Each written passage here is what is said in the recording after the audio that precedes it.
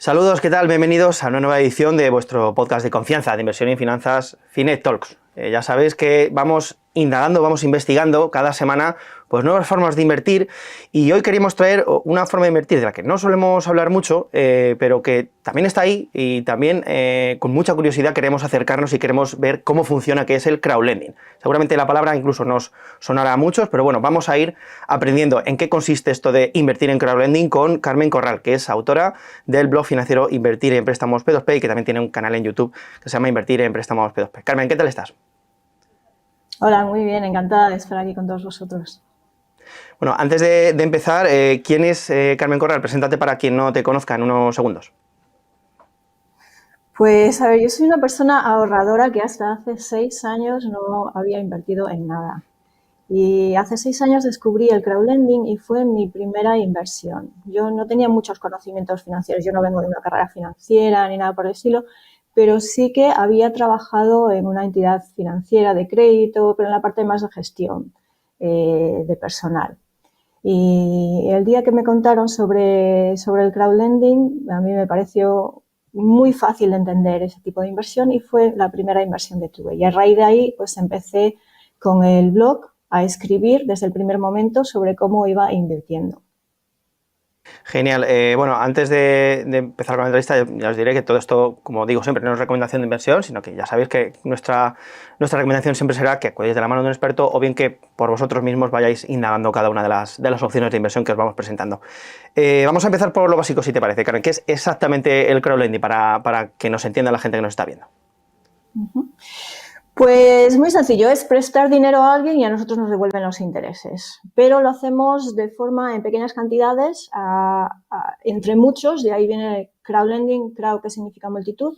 Muchas personas a la vez nos ponemos de acuerdo y lo que hacemos es prestar dinero a una persona, a varias personas o a una empresa.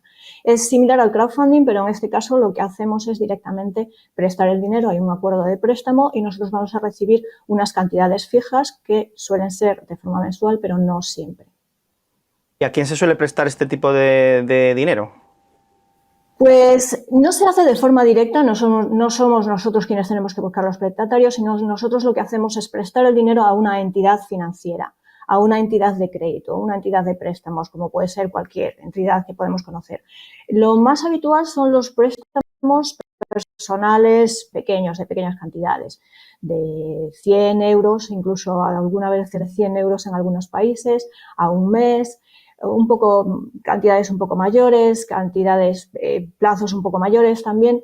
Esa es la mayor parte del negocio de préstamos peer-to-peer y crowdlending, porque ahí también hay una mayor rentabilidad, ya que estos préstamos se conceden con un alto tipo de interés. Entonces, esta rentabilidad revierte en una mayor rentabilidad también a nosotros, a los inversores.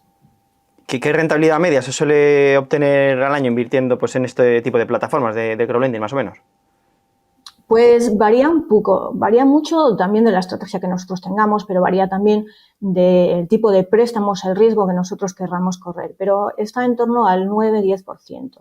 También puede variar dependiendo un poco de los años, pero en torno al 9-10% es posible conseguir una rentabilidad así. Claro, yo con estas rentabilidades, a mí la primera pregunta que me surge es, si hay una rentabilidad tan alta, seguramente tiene que haber un riesgo también bastante alto, ¿no? Habrá riesgos importantes. ¿Cuáles son los principales riesgos de invertir en crowdlending? Hay varios riesgos. El primer riesgo, y el primero que nos viene a todos a la cabeza, es que nosotros prestamos el dinero, si no nos devuelven el dinero, ¿qué pasa? Pues que perdemos ese dinero. Bien, para esto están los préstamos que tienen un colateral, que tienen una garantía, pues por ejemplo, algunas veces hay préstamos hipotecarios, préstamos que tienen una tierra o algún bien.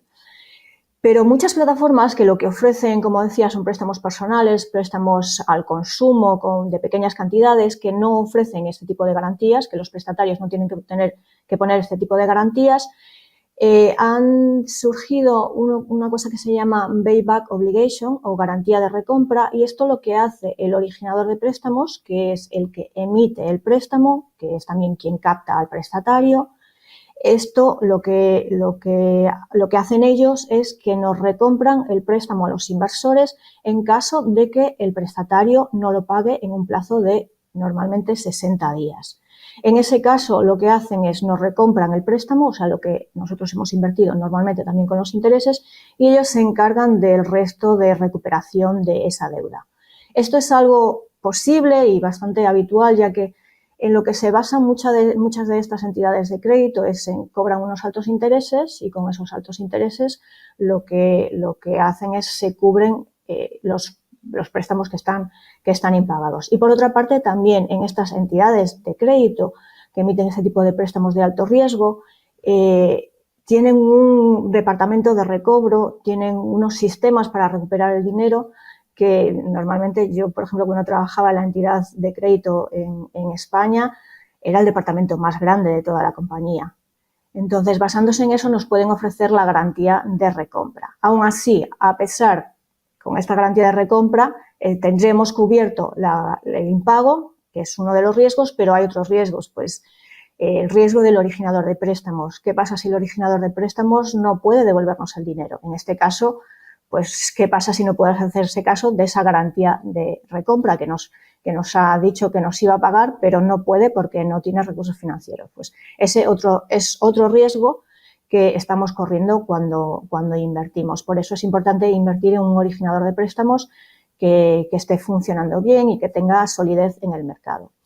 Y por último tenemos el riesgo de la plataforma. No siempre el originador de préstamos es la plataforma que a nosotros los inversores nos ofrece el invertir. A veces hay una plataforma intermediaria. Esa plataforma intermediaria a veces funciona con distintos emisores, con distintos originadores de préstamos. Y esto puede ser otro riesgo. Es un riesgo normalmente menos elevado, ya que sobre todo ahora hay plataformas que están más reguladas y el dinero no suele pasar por esas plataformas, ellos son meros intermediarios. Pero sí puede haber casos, sobre todo plataformas no reguladas, en que la plataforma pues, pueda ser un fraude, y puede ser una plataforma, se han dado casos de plataformas que realmente no estaban invirtiendo. Y luego hay algunos riesgos que de vez en cuando suceden, pues por ejemplo la guerra de Rusia, la pandemia, son determinadas cosas que pueden afectar a nuestras inversiones. Claro, porque muchas de estas plataformas, vamos, corrígeme si me equivoco, creo que están muchas de ellas, por ejemplo, en países como Letonia, ¿no? Que son más cercano a la parte rusa, quizás en esos momentos. Lo primero de todo, ¿por qué están en Letonia estas plataformas la mayoría o en estos países? ¿Por qué no? Sé que también hay algunas en España, ¿no? Quizás. Bueno, ha surgido, alguna de las plataformas empezó un poco en el mercado, en esos países está mucho más avanzado el fintech de lo que está en otros países. Ha surgido allí, yo les preguntaba una vez por qué hay tantas aquí y me decían, pues yo creo que porque nos conocemos todos y nos surge y todos queremos hacer lo mismo. Pero yo creo que es más o menos coincidente. Bueno, también puede estar un poco que las regulaciones en ese momento cuando surgieron eran un poco menos restrictivas, ahora ya son un poco más homogéneas para todos los países, y ahora ya en Letonia, por ejemplo, están muchas reguladas.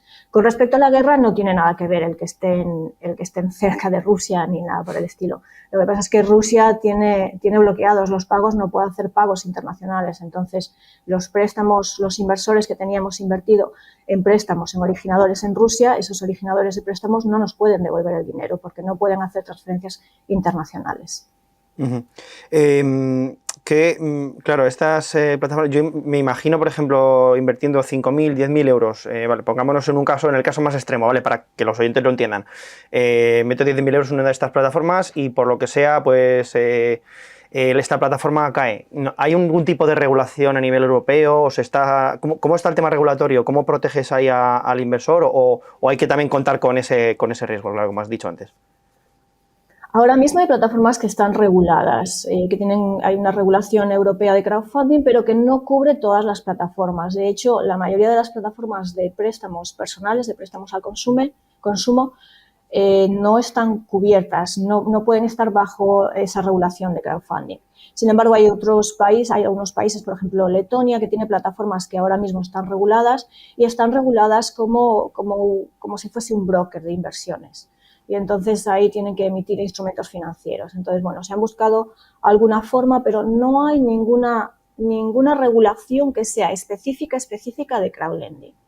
Y estas regulaciones, al final, lo que cubren la regulación europea, pues es el fondo del inversor, que son 20.000 euros, pero es del dinero de los fondos que nosotros tenemos, no de la inversión, no del que tenemos invertido. Lo que sí nos garantiza es que es una plataforma que al estar regulada tiene que pasar por supervisiones, que es una plataforma real y que está operando con nuestro dinero y invirtiendo en nuestro dinero. Supongo entonces la manera de gestionar el riesgo aquí es básicamente invirtiendo en muchas plataformas a la vez, por si acaso alguna cae, o invirtiendo en las que crees que son más seguras. ¿Cómo lo haces? Yo creo que la diversificación en esto es fundamental. No vamos a diversificar en todas las plataformas porque hay muchísimas, pero yo creo que sí es fundamental diversificar en varias plataformas. Por ejemplo, si tenemos 10.000 euros para invertir en crowdlending, yo no invertiría los 10.000 euros en una única plataforma. Los dividiría en distintas plataformas. Porque, pues, por muchas cosas, por ejemplo, incluso invirtiendo en la plataforma Mintos, ahora mismo hay muchos pagos en recuperación dentro de la plataforma Mintos. El cómo gestione la plataforma los pagos pendientes, si hay algún originador que no paga, también es importante. Por eso la diversificación en este tipo de inversión es clave. Claro, aquí, ¿qué criterios consideras tú más importantes o en qué te sueles fijar a la hora de invertir en una plataforma y no en otra? Bueno, pues lo primero, ya no solo el que esté regulada o no esté regulada, sino la trayectoria de la plataforma. Hay plataformas que llevan trabajando durante años y que vemos cómo el histórico, cómo se han comportado con los inversores, porque ya no es solo el cómo devuelven el dinero, el que no haya impagos, sino el cómo se recuperan impagos o el cómo superan las crisis. El que una plataforma o un originador de préstamos tenga crisis no es malo, de hecho hasta puede ser algo bueno porque vemos cómo funcionaría en ese tipo de crisis. Entonces, para mí el histórico es algo fundamental. Luego, yo también invierto de vez en cuando en alguna plataforma nueva y todas las plataformas nuevas las considero como de alto riesgo para partir. Y eso lo hago pues porque no tengo ese histórico, ese background. Entonces las pongo en la parte de mi cartera que destino a esto va a alto riesgo.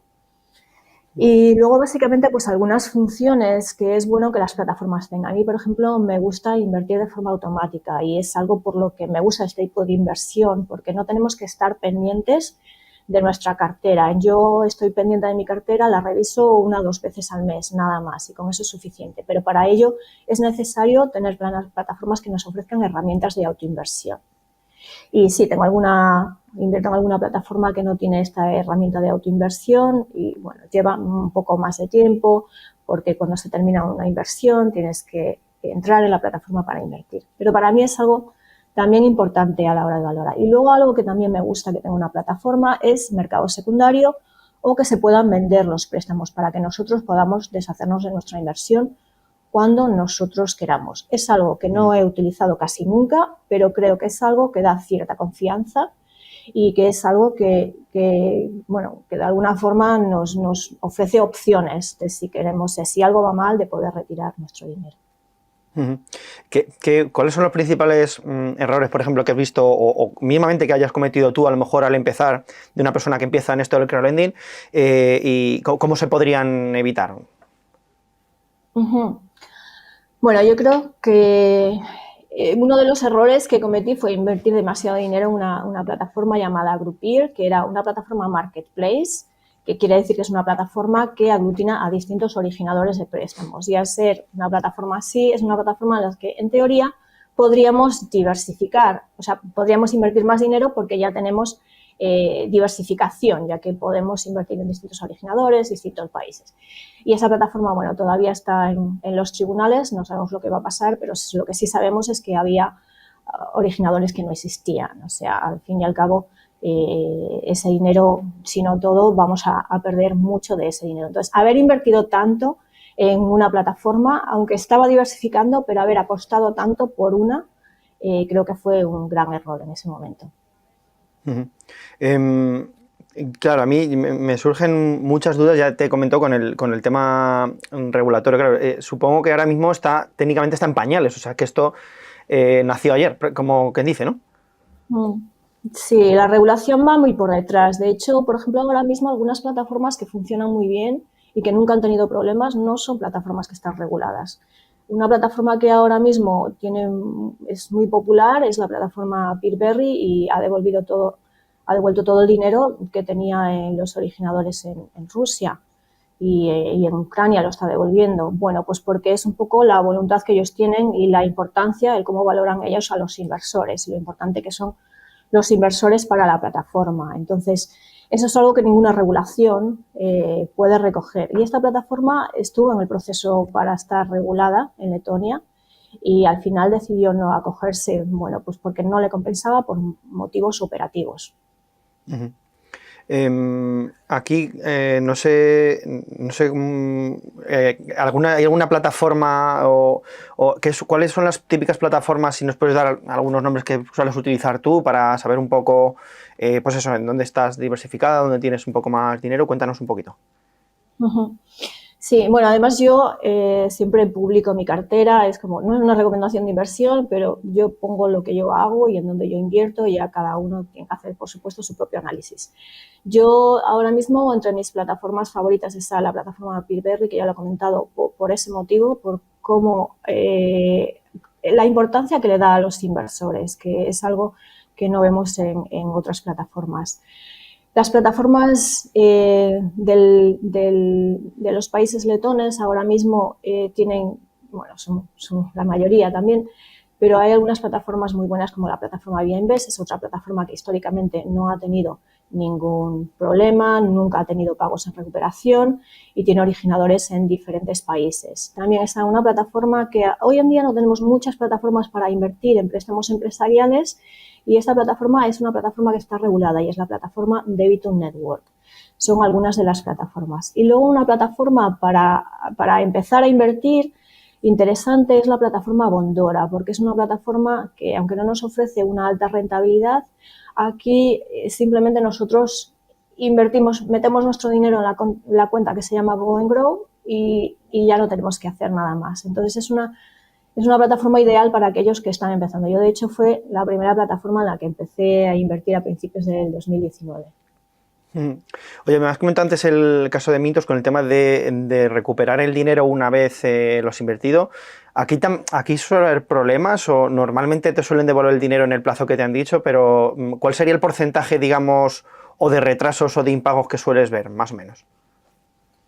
Pues normalmente, como estamos hablando en esas plataformas de que tienen garantía de recompra, lo normal ver cuando estamos hablando de préstamos personales, préstamos al consumo, muchas veces son payday loans, o sea, préstamos que en muchos países se piden a día de hoy y luego se pagan a final de mes cuando reciben la nómina. Es normal que haya retrasos, que un 75, 60, 75% esté al corriente de pago y el resto que tenga retraso.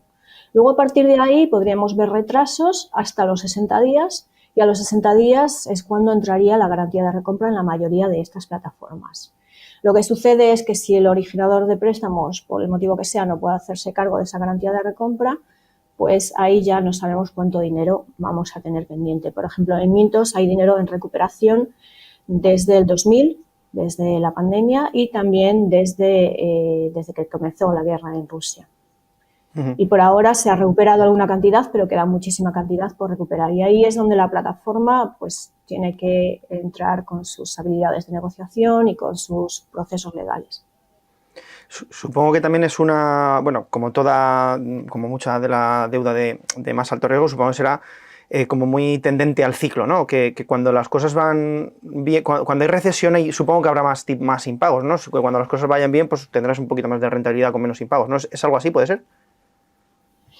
Puede ser. Lo que sucede es que un buen originador de préstamos, un buen emisor de préstamos, eso lo detecta de antemano, lo debería detectar de antemano y no emite tantos préstamos. Entonces ahí lo que vamos a ver es que hay menos oferta de inversión.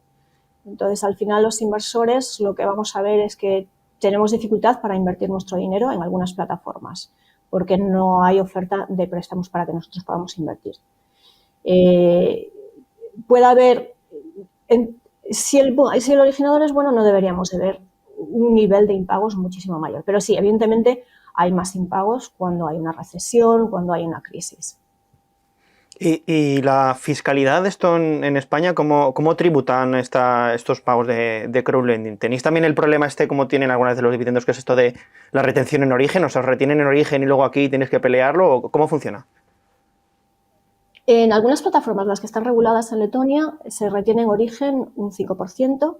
En otros países, en Lituania, también retienen en origen un porcentaje más alto, dependiendo también en otros países de si envías el certificado de retención de residente fiscal. A grandes rasgos, pero muy a grandes rasgos, porque luego cada plataforma puede variar un poco, se tributa como si fuese una cuenta con intereses, como si fuesen intereses que recibimos en una cuenta de ahorro. Eso a grandes rasgos. Y luego cuando nosotros, como si estamos invirtiendo en plataformas en España, muchos de ellos ya nos aparecerán en la declaración de la renta. Si son plataformas en el extranjero, tendremos que nosotros ponerlo nosotros en la declaración de la renta, y si además nos han retenido, tendremos que ponerlo eso también en la declaración de la renta. Vale, bueno, por último te voy a hacer ya las dos últimas. ¿Tienes más inversiones, digo, además del crowdlending? ¿Esto representa un porcentaje o es el 100% y vas con todo con esto? No, no es el 100%, pero sí, como es el primer tipo de inversión en el que empecé a invertir, pues es el que ocupa mayor porcentaje de mi cartera de inversión aún a día de hoy.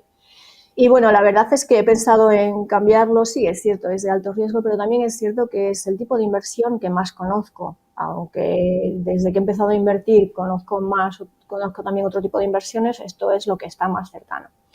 Pero también invierto en bolsa, en algunas acciones sueltas, también en algunos ETFs y también en cripto. Vale, genial. Por último, bueno, y esto ya digo, recordando otra vez que no es una recomendación de inversión, digo, si tuvieras que elegir una inversión que creas que va a ir bien de aquí a 10 años, ¿qué sería? ¿Qué sector? ¿Qué activo?